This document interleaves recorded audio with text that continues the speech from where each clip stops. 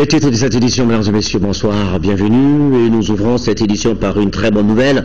Du côté du sport, le Mali qui a remporté l'afro-basket féminin de moins de 18 ans au Caire, victoire 73-65 face à l'Égypte. Nos filles ont réalisé au Caire un parcours sans faute dans la compétition de 7 victoires. Dans la compétition de 7 victoires en autant de matchs. Et il s'agit là du 5e trophée du Mali en 13 éditions. Le Mali et l'Égypte représenteront l'Afrique à la Coupe du Monde de la catégorie prévue en 2015 en Russie. Avant son départ ce soir pour Alger, le ministre des Sports, Ousseini Amiongino, a au nom du gouvernement félicité les joueuses, leur encadrement technique et la Fédération malienne de basketball pour ce brillant succès. Le ministre remercie par la même occasion l'ensemble du mouvement sportif et tout le peuple malien pour leur soutien sans faille à l'équipe nationale. L'Association des journalistes sportifs du Mali adresse également ses félicitations aux joueuses pour ce sacre. L'intégrité territoriale, la souveraineté et l'unité nationale du Mali ne sont pas négociables. Conclusion d'une session spéciale consacrée au processus politique en cours au Mali. La réunion a été co-présidée par le chef de l'État, Ibrahim Boubacar Keïta, et le secrétaire général des Nations Unies. Nous en parlerons dans un instant avec nos envoyés spéciaux à New York. Mais avant, sachez que le président de la République, Ibrahim Boubacar Keïta, est à la tribune des Nations Unies aujourd'hui. Occasion pour lui de revenir largement sur la situation politico-sécuritaire du pays. Nous vous proposons ici un extrait de cette intervention du président de la République, des propos recueillis par nos envoyés spéciaux, Ibrahim Traoré, Brahima Koulibaly et Demba Wane. L'année dernière, du haut de cette tribune, j'annonçais le retour de mon pays, le Mali, parmi les nations libres et démocratiques, avec la ferme détermination d'écrire une nouvelle page de notre histoire commune et notre histoire nationale. J'annonçais également l'amorce d'un dialogue de paix pour la réconciliation nationale, conformément aux dispositions pertinentes des résolutions du Conseil de sécurité des Nations Unies et de l'accord préliminaire signé le 18 juin 2013 à Ouagadougou, entre le gouvernement de la République du Mali et les groupes armés du Nord.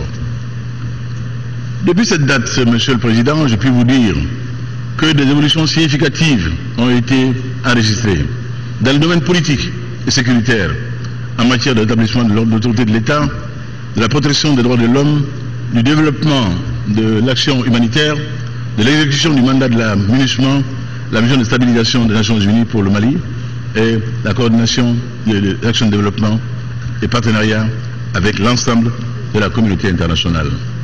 Dans ce contexte, le gouvernement du Mali a engagé une large gamme d'actions couvrant la décentralisation, c'est-à-dire une dévolution encore plus radicale de compétences jusque-là détenues par l'État central, la réconciliation nationale et le vivre ensemble, le développement effectif des régions du nord du Mali, la bonne gouvernance ainsi que une lutte résolue contre la corruption et l'impunité. Participe de cette dynamique l'organisation par le gouvernement d'une série de rencontres et d'opportunités de dialogue, dont on peut citer les États généraux de la décentralisation et les assises nationales sur le nord du Mali. Ces rencontres ont permis, de manière inclusive et participative, à tous les acteurs nationaux de se mettre ensemble, d'identifier les faiblesses structurelles de notre système politique et institutionnel et de jeter les bases d'une nouvelle gouvernance démocratique. Celle-ci prendra en compte les réalités profondes de notre société, telles que sa diversité ethnique et culturelle, les points forts qui ont permis au peuple malien d'assurer et de maintenir tout au long des siècles, malgré toutes sortes d'aléas de nature et des aléas également politiques et répétitifs, sa cohésion sociale et sa résilience coutumière, ainsi que l'aspiration fondamentale à l'amélioration continue de ses conditions économiques et sociales. Aujourd'hui, se tisse en Alger, avec la facilitation de l'Algérie, que nous voudrions ici saluer du haut de cette tribune pour tous les efforts qu'elle fait pour aider le Mali.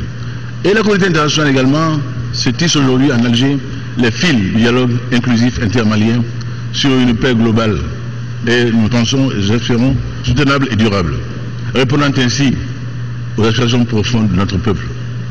Un premier round de pourparlers tenu en Alger du 16 au 24 juillet 2014 aura permis d'aboutir à la signature conjointe d'une feuille de route consensuelle et d'une déclaration de cessation des hostilités dans les régions du nord du Mali.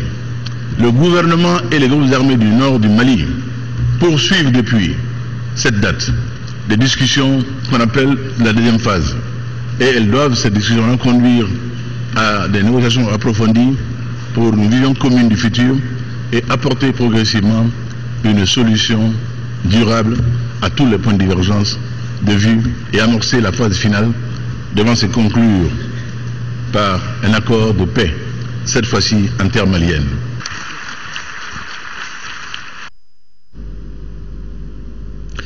Le président de la République, Ibrahim Boubacar Keïta, à la tribune des Nations Unies aujourd'hui. L'intégrité territoriale, la souveraineté et l'unité nationale du Mali ne sont pas négociables. Conclusion d'une session spéciale consacrée au processus politique en cours dans notre pays. La réunion a été co-présidée par le chef de l'État, Ibrahim Boubacar Keïta, et le secrétaire général des Nations Unies, Ban Ki-moon. La communauté internationale invite l'ensemble des acteurs impliqués dans le processus à soutenir le dialogue politique en cours. Nous retrouvons nos envoyés spéciaux. Autour du président de la République et du secrétaire général des Nations Unies, l'ensemble des acteurs internationaux impliqués dans le règlement de la crise au nord du Mali. Cette réunion vise à soutenir le processus politique en cours. Le secrétaire général de l'ONU y croit fermement. Ban Ki-moon réitère l'engagement et le soutien des Nations Unies à aider le pays à retrouver au plus vite la normalité. La paix et la stabilité doivent revenir au Mali pour que les réfugiés puissent rentrer chez eux, pour que les droits de l'homme soient protégés et pour que les services publics puissent être rétablis, pour que le développement puisse avancer et pour que les institutions chargées de la justice et de la sécurité puissent, une fois réformées, jouer leur rôle essentiel qui leur revient. Le président de la République a axé son intervention sur les pourparlers intermaliens qui se tiennent actuellement à Alger. Ibrahim Boubacar Keïta se réjouit de la démarche en cours, mais insiste sur le respect de la feuille de route adoptée par les deux parties. C'est un document consensuel qui détermine la voie à suivre pour les pourparlers inclusifs intermaliens. Il énonce les règles strictes arrêtées par le Conseil de sécurité gouvernant le processus. Le respect de l'intégrité territoriale, de la souveraineté, de l'unité nationale, ainsi que de la forme républicaine et laïque de l'État. Le chef de l'État en appelle aussi à la bonne foi et au courage politique des mouvements armés pour la réussite du processus engagé. Et l'appel du président Ibeka est on ne peut plus clair. Je suis déterminé à parvenir à la paix par la voie du dialogue. Je n'ai pas d'alternative à la paix. Il en est de même pour mon gouvernement. En conséquence, je voudrais vous demander d'agir plus vigoureusement auprès de nos frères et sœurs de mouvements armés. Ils doivent se conformer aux résolutions pertinentes du Conseil de sécurité et agir pour le succès d'Alger. Nous avons convenu d'une feuille de route. Nous avons également un accord préliminaire qui a été conclu à Ouagadougou. Suivons ces deux documents de base et nous en trouverons bien. À cette 69e Assemblée générale des Nations Unies, la voix du Mali aura été fortement portée, très entendue. Pour relever les multiples défis, le président de la République et l'ensemble du peuple malien bénéficient encore une fois d'un soutien de taille, celui de la communauté internationale. Et les réactions qui ont été très nombreuses à l'issue de cette réunion, chacun y va de son opinion à lui. Nous vous en proposons quelques-unes ici au micro de nos envoyés spéciaux. Suivez. À l'unanimité des participants, l'idée a été de dire qu'il n'est pas question de toucher à l'intégrité du territoire du Mali, il n'est pas question de toucher à l'unité de l'État malien, il n'est pas non plus question de toucher à certaines institutions, notamment leur caractère laïque, ces institutions-ci. Après cela, évidemment, les discussions doivent traiter de tout le reste. L'intégrité et l'unité du Mali sont tout à fait essentielles. Simplement, il faut trouver des modalités pour que les populations du Nord se sentent intégrées. Quelles modalités? Alors, je pense qu'il ne faut pas se focaliser, comme on dit, sur un concept. Il faut mieux prendre les choses d'une autre manière, c'est-à-dire voir vraiment qu'est-ce qu'on souhaite donner comme compétences aux régions, comment aborder les questions financières, comment aborder les questions sécuritaires. Ensuite, on trouve un nom à tout ça.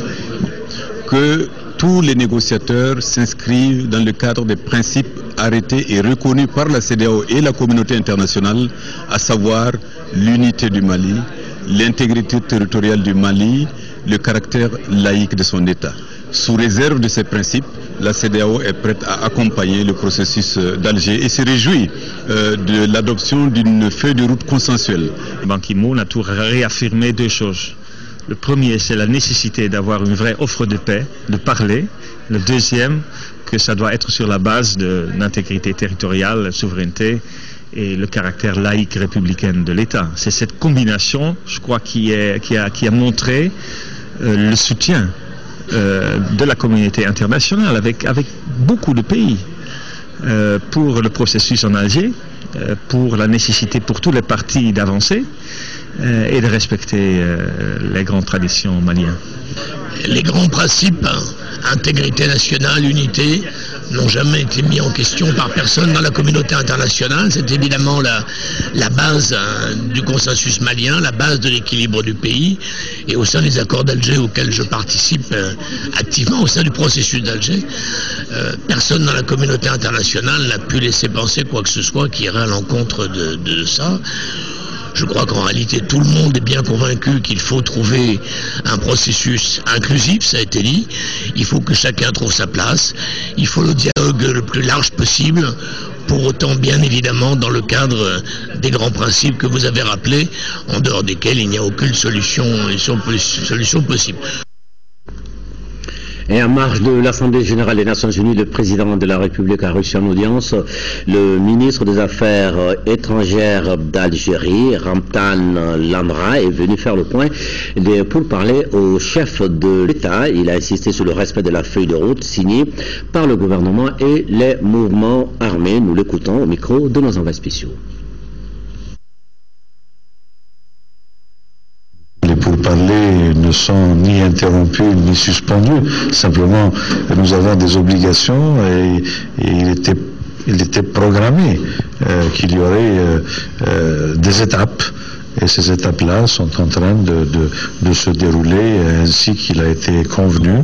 Il y aura des réunions actives de la médiation, de l'équipe de médiation, pour pouvoir analyser tout ce qui s'est dit, tout ce qui s'est fait pendant les phases précédentes et envisager ensemble l'avenir. Nous allons incontestablement continuer le travail. Et je puis peut-être avoir l'indiscrétion de vous dire que nous comptons même accélérer la cadence. Plusieurs semaines quand même de négociations. Qu'est-ce qui a marché concrètement? Qu'est-ce que vous avez obtenu? Écoutez, c'est l'évaluation que nous allons faire. Nous avons obtenu beaucoup de bonne volonté. Je crois que les Maliens ont appris à se parler, à se parler respectueusement, mais à se parler également très franchement. Et rien n'interdit à chacun d'exprimer des opinions de départ pour faire l'objet d'une discussion dans un esprit fraternel et arriver au bout du compte à des solutions qui soient acceptables pour tout le monde. 2000 ou 3000 personnes sont sorties pour manifester à Bamako contre la division du Mali. Est-ce que vous en avez parlé?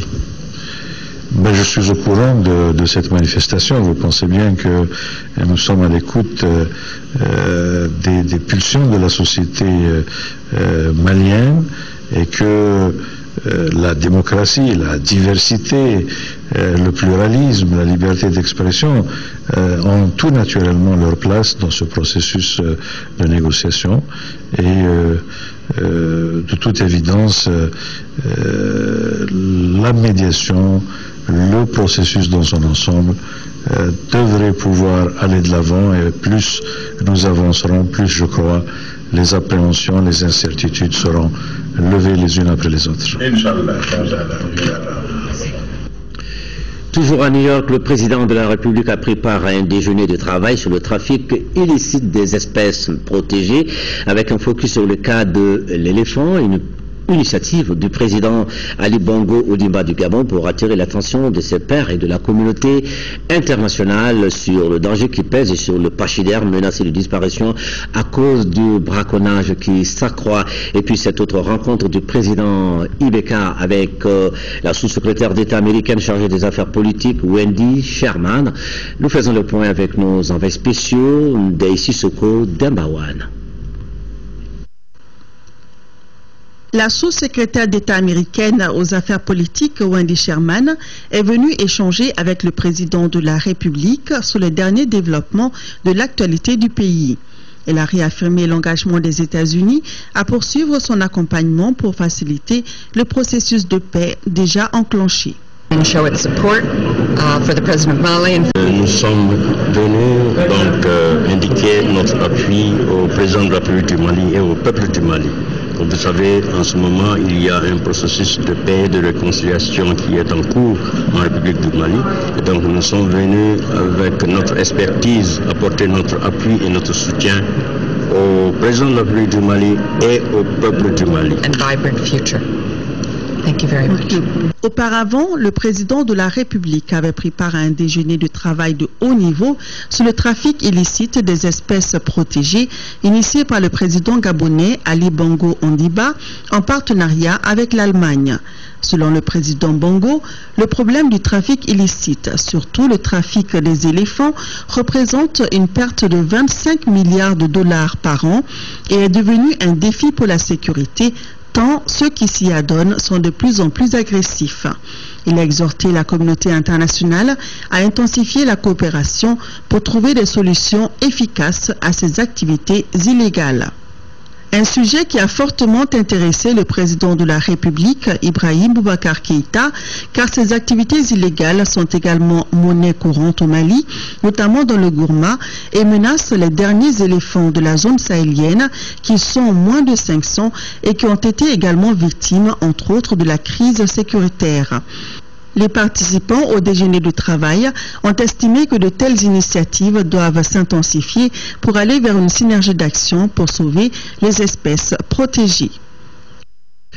Le Premier ministre également à l'étranger, Moussa Mara, a quitté Bamako hier à destination de Paris en France, Istanbul en Turquie et Bruxelles en Belgique. Dès son arrivée, il a présidé la cérémonie d'inauguration de l'annexe de l'ambassade du Mali dans le 20e arrondissement avant de rencontrer les autorités communales de Montreuil, ville jumelée à Ilimané en première région. Moussa Mara s'est également entretenu avec plusieurs personnalités politiques françaises. Demain dimanche, le Premier ministre en Turquie et c'est pour participer au Forum économique mondial d'Istanbul sur les investissements et là-bas il va rencontrer les autorités de ce pays. Le chef du gouvernement effectuera une visite à Bruxelles où il aura des entretiens avec les personnalités du premier plan, notamment le commissaire européen Andris Piebalgs et Louis Michel, député européen. La rentrée des classes au Mali est fixée au 7 octobre prochain, à une dizaine de jours de l'échéance. Le ministre de l'Éducation togolais Jacqueline Nana était aujourd'hui devant la presse au menu des échanges avec les journalistes, les grandes lignes de la politique du gouvernement, les réalisations, mais aussi les résultats attendus. Nous faisons le point avec Mamourou Sidibé. Devant la presse, Madame le ministre a rappelé l'évolution récente qu'a connue l'école malienne pour ensuite aborder les perspectives. Le déplacement massif du personnel enseignant des zones affectées par le conflit armé en particulier a conduit les autorités scolaires à procéder d'abord à un recensement de ce personnel. Ensuite, à son redéploiement provisoire dans les régions ayant accueilli les élèves déplacés.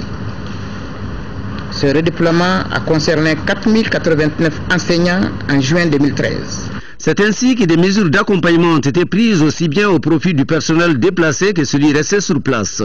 Il s'agit d'octroyer à chaque agent la somme de 100 000 francs payés au départ de Bamako et 150 000 francs à l'arrivée dans leur lieu d'affectation, ajoutera Madame le ministre. Elle a aussi fait allusion au recrutement. 2132 enseignants mis à la disposition des structures d'enseignement et 942 contractuels intégrés à la fonction publique des collectivités territoriales. Dans plusieurs localités du pays, le département procédera à la construction, réhabilitation ou équipement des salles de classe.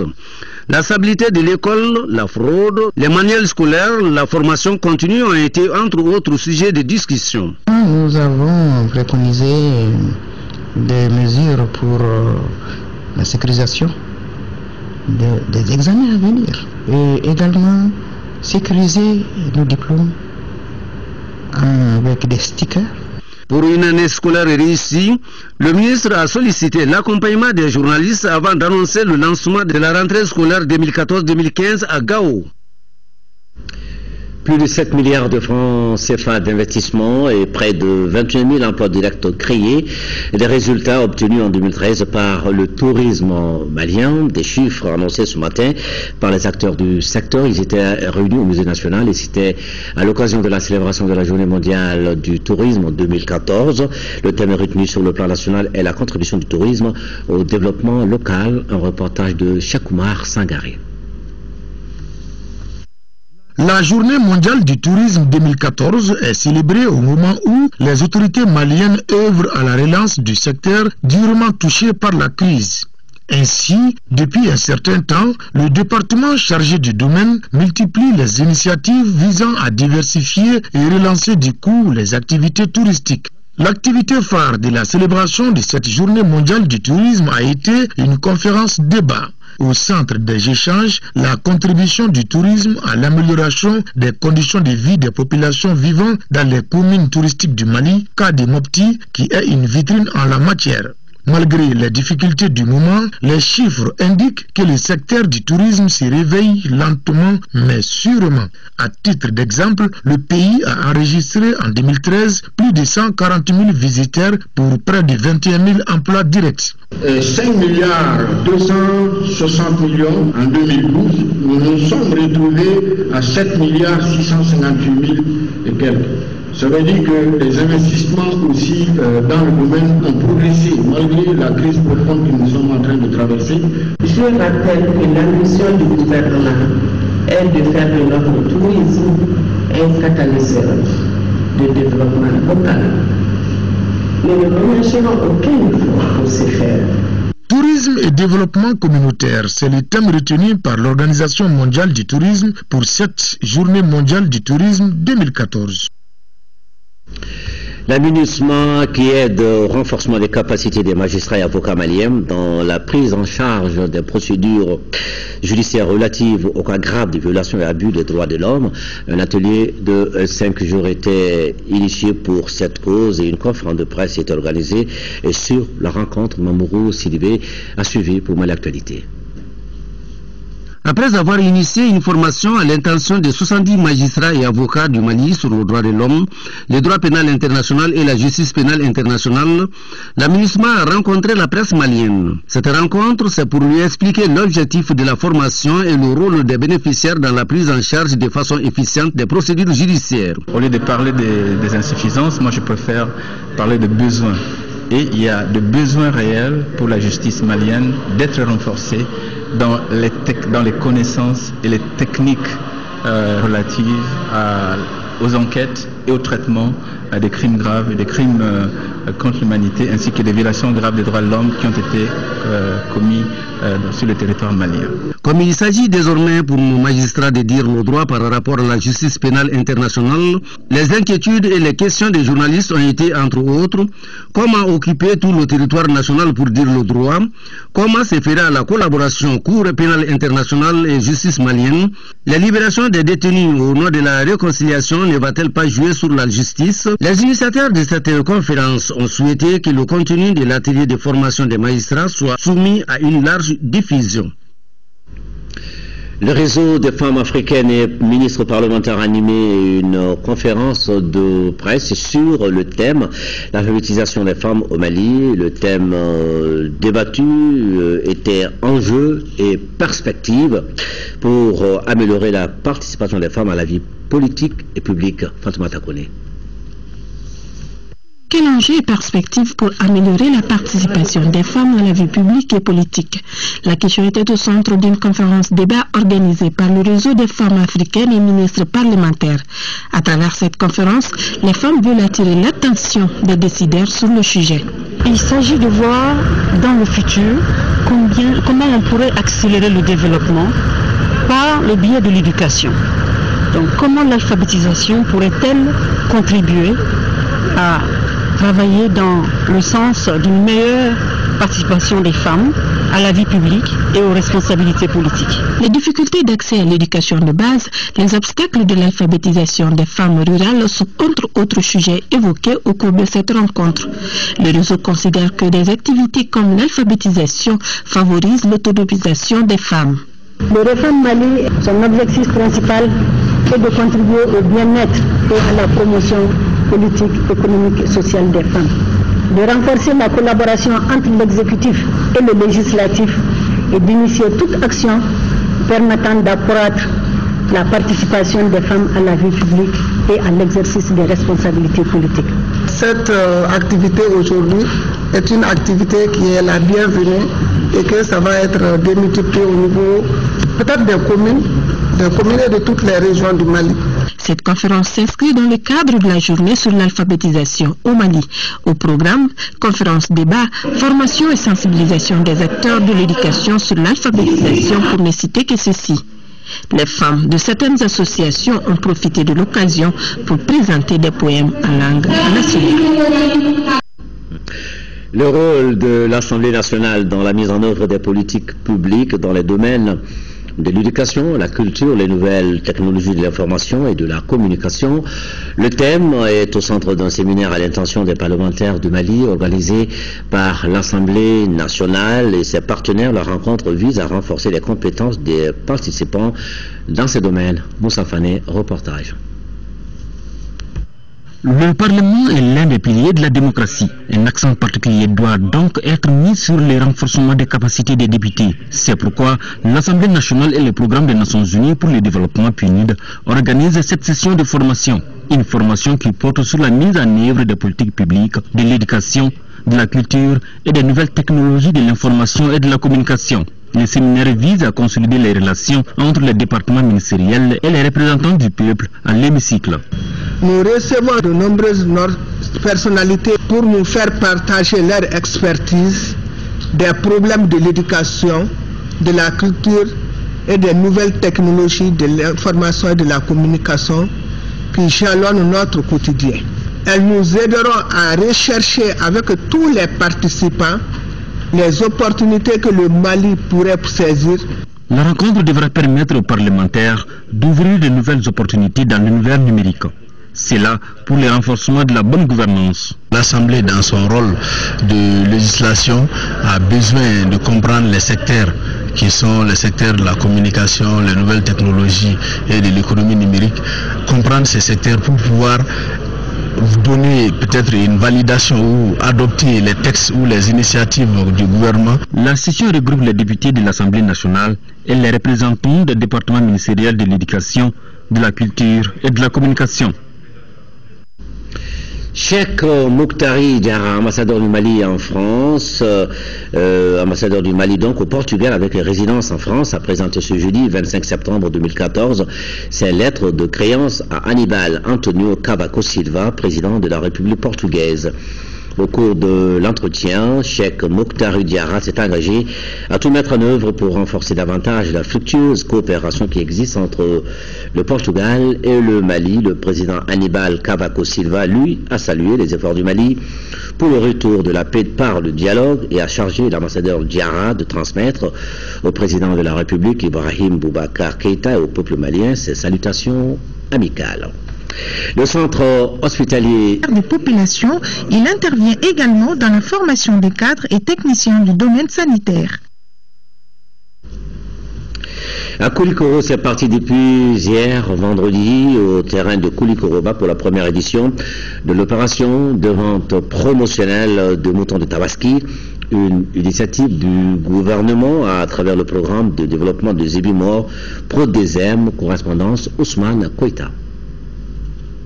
C'est ici au terrain de Koulourouba que le temps de cette première édition de vente promotionnelle de moutons de Tabassili a été donné. Les prix varient entre 25 000, 50 000, 75 000 et 100 000 francs CFA. Cette initiative du gouvernement, à travers le programme de développement des zébus morts, permet aux populations de disposer de moutons de fête à prix abordable. Les opérations du genre visent un triple objectif. Premièrement, elles permettent de contribuer à l'amélioration des conditions de vie et des revenus des agro-éleveurs et passeurs par la promotion et le développement durable des filières de production animale. Deuxièmement, elles s'inscrivent dans le cadre de la valorisation des productions animales, un des axes majeurs de la volonté stratégique du département de développement rural. Enfin, elles permettent l'accessibilité aux moutons de Tabaski à beaucoup de chefs de ménage à des prix assez abordables par la stabilisation des prix des marchés sur les autres marchés. Pour la direction régionale de production et industrie animale, organisatrice de la foire, l'initiative du gouvernement est salutaire. Toutefois, pour cette première édition dans la capitale du Méguétan, beaucoup reste à faire. On peut dire que ce n'est pas facile parce que pour quelque chose qu'on commence une première fois, il y a toujours des contraintes. Les opérateurs qui sont ici, d'abord, n'ont pas tout de suite confiance. Ils pensent qu'on pouvait les mettre dans un carcan, alors que petit à petit, avec la persuasion, avec la sensibilisation, ils ont pu vraiment adhérer à l'opération. Il faut signaler que le public est au rendez-vous de cette foire promotionnelle. Pour les vendeurs et acheteurs, certains prix sont abordables. Plus de 200 000 tonnes de coton-graines pour la filiale sud CMDT sur les 600 000 attendus. Le compte à rebours a commencé. L'administrateur général de la filiale sud était cette semaine dans les zones de Kadiolo et c'était pour lancer la campagne de récolte mais aussi passer les derniers messages pour une production de qualité. Correspondance, Sekou Konaté. Première étape, le secteur de Kadiolo, dans les zones de production de Lofigué et Diomatene. Dans l'exploitation de Sidiki Berté à Lofigué, où l'administrateur général a lancé la campagne de récolte, la superficie emblavée est de 15 hectares, tout comme l'exploitation de Madou Bengali à Diomatene. L'état qu'offre les champs est à hauteur d'attente. Nous sommes en fin d'hivernage. Il y a beaucoup de contenus qui sont en floraison encore et avec des jeunes capsules. Et pour insister les producteurs à faire le dernier traitement. Le problème de rendement cette année était un défi. Et pour avoir 220 000 tonnes dans nos filiales, il faut faire 1 tonne 100. Et si déjà on a 1 tonne 100, ça c'est beaucoup et on prie Dieu pour qu'on ait les 228 000 tonnes cette année. Malgré ce réel l'espoir, la vigilance doit rester de mise quand on sait que des pluies continuent de tomber et que des insectes et vers peuvent faire leur apparition dans les champs. C'est de continuer le dernier traitement parce que la campagne n'est pas finie encore. Il y a certaines parcelles qui ont besoin encore d'un traitement, il y a d'autres 2, voire 3 traitements. Donc ça c'est très très important en fin de cycle. Donc on peut sauver non seulement beaucoup de capsules, beaucoup de fleurs, mais on peut préserver aussi la qualité. À Sougoula, deuxième étape de cette descente sur terrain, l'administrateur général est venu voir les parcelles d'expérimentation des semences produites par la recherche. Une visite qui aura permis de mesurer les performances de ces variétés nouvelles avant leur mise à disposition des producteurs. Plus d'1 milliard de francs CFA, le montant d'une convention de financement que le Conseil régional de Ségou a signé avec ses collectivités décentralisées. La somme est destinée au financement d'infrastructures diverses, dont 8 boucheries dans les différents cercles de la région. C'est une correspondance de Kandesila. La présente cérémonie de signature entre le Conseil régional et ses collectivités décentralisées matérialise une convention de partenariat entre la région de Ségou et l'Union européenne. Cette convention concède au Conseil régional un montant de plus d'1 milliard de francs CFA pour la réalisation des infrastructures dans les différents cercles. Il s'agit de boucheries modernes, 2 à Ségou et 1 dans tous les cercles de la région. 2 marchés à bétail de 2 hectares chacun, dont 1 à Ségou, commune rurale de Pélégrana, et le second à Mono, village de Heramakono, en commune urbaine de Nyuno. Aménager des périmètres pour la production d'échalotes et de tomates dans le cercle du Baraweli. En apposant leur signature, les maires, les présidents des conseils de cercle s'engagent à s'investir dans la réalisation, le transfert de ces infrastructures ou à leur exploitation judicieuse. Actuellement, la régionalisation constitue quand même une source, en tout cas, de solutions pour des difficultés que notre pays connaît.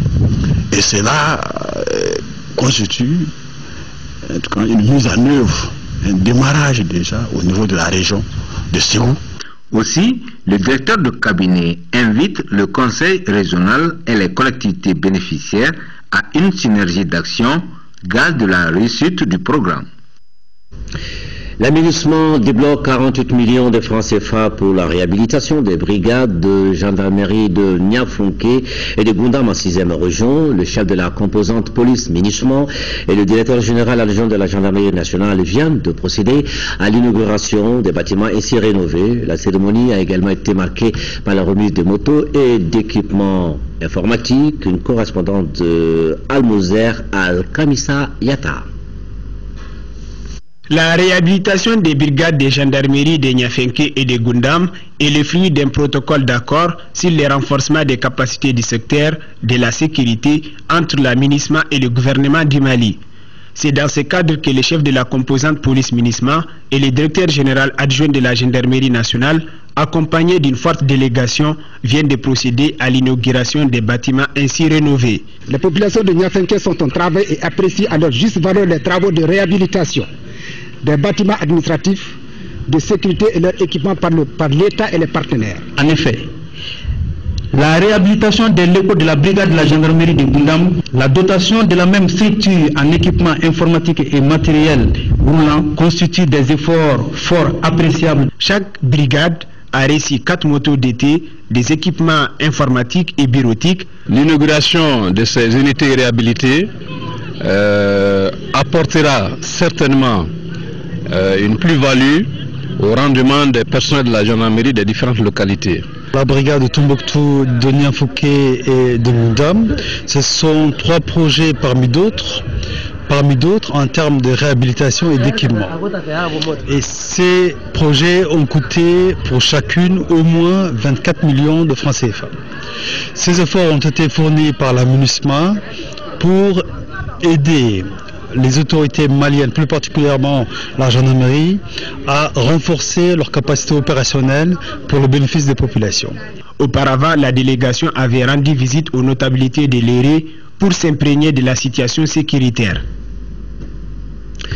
Et puis, une mission de l'agent d'exécution des travaux d'intérêt public pour l'emploi AGETIP Mali qui vient de procéder à Gao à la réception provisoire des bâtiments publics et réhabilités. Cette première phase de réhabilitation a coûté plus de 3 milliards de francs CFA au budget d'État. Une occasion pour la délégation et l'administration de Gao de lancer la deuxième phase du programme de réhabilitation après avoir installé le bureau de l'AGETIP Mali là-bas à Gao. Correspondant de Boubacar Bablé Touré.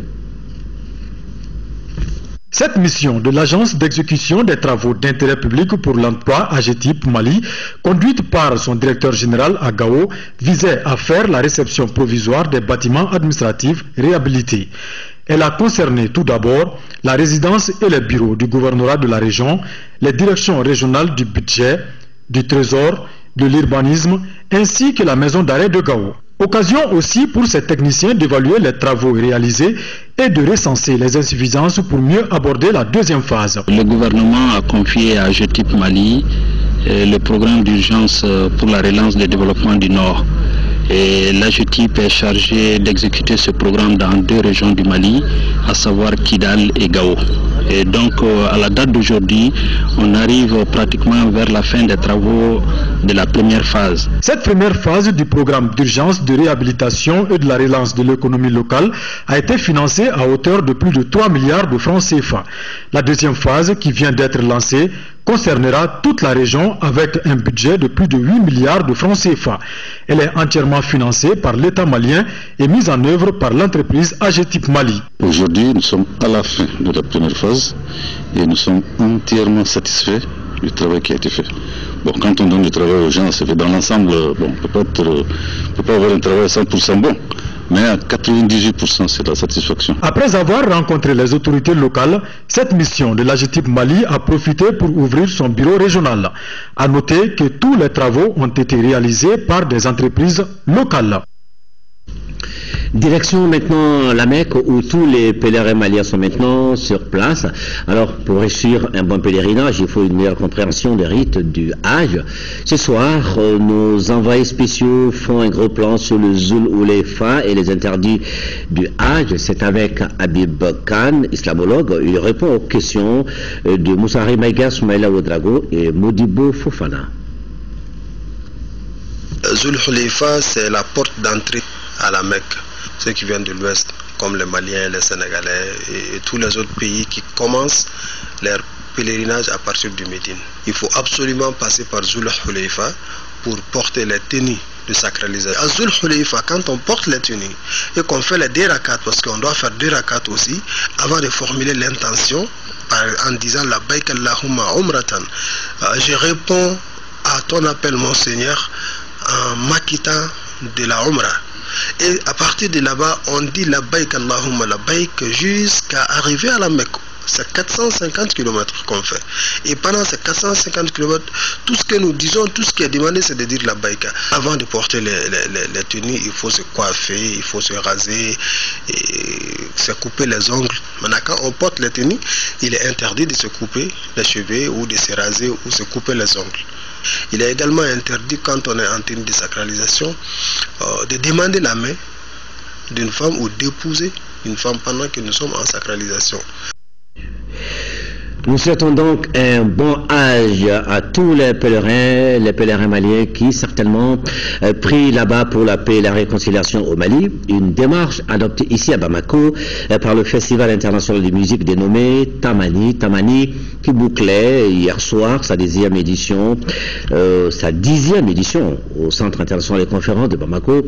C'était au cours d'une soirée gala baptisée la nuit du Tamani d'or. Cette manifestation culturelle initiée par l'agence Pacte Afrique, l'aménagement et plusieurs autres partenaires a récompensé des artistes musiciens, des producteurs, des journalistes, des institutions, des associations et des ONG. Le film de la soirée avec notre reporter culturel Modibo Soirée.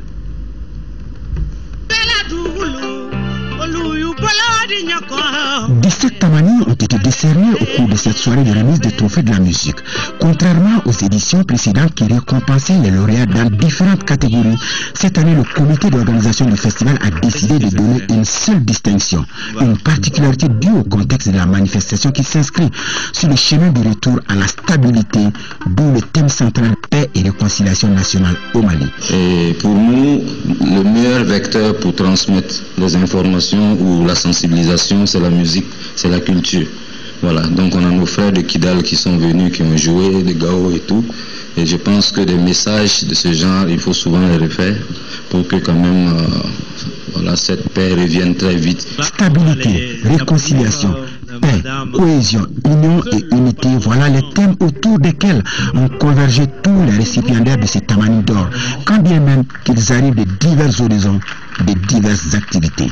Ils étaient artistes musiciens, opérateurs culturels, organisateurs de festivals, responsables de collectivités, représentants d'ONG actifs dans le domaine de la culture, de la paix et du développement, porte-parole d'entreprises, représentants d'institutions. Ils se partagent tous un seul profil, celui d'artisans de la paix. L'aménagement, à travers ma personne, se réjouit d'accompagner ce grand pays et d'accompagner chacun d'entre vous vers cette marche difficile mais sans aucun doute.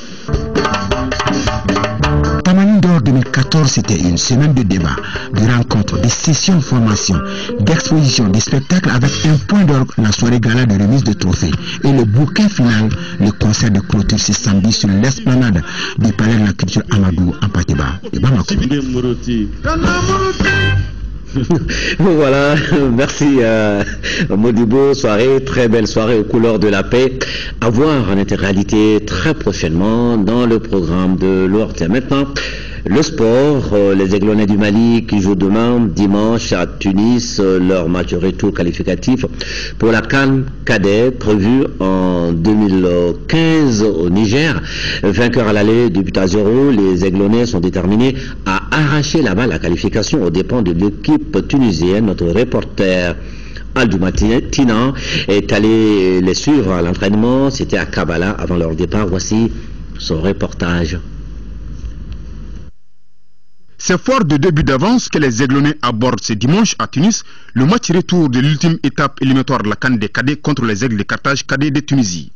Cette précieuse avance motive davantage les nôtres qui n'aspirent qu'à aller à Niamey. On va aborder ce match avec beaucoup de sérénité, de patience et beaucoup de prudence aussi. Inch'Allah, on va avoir ce qu'on cherche, Inch'Allah. On a bien préparé le match avec les consignes des coachs.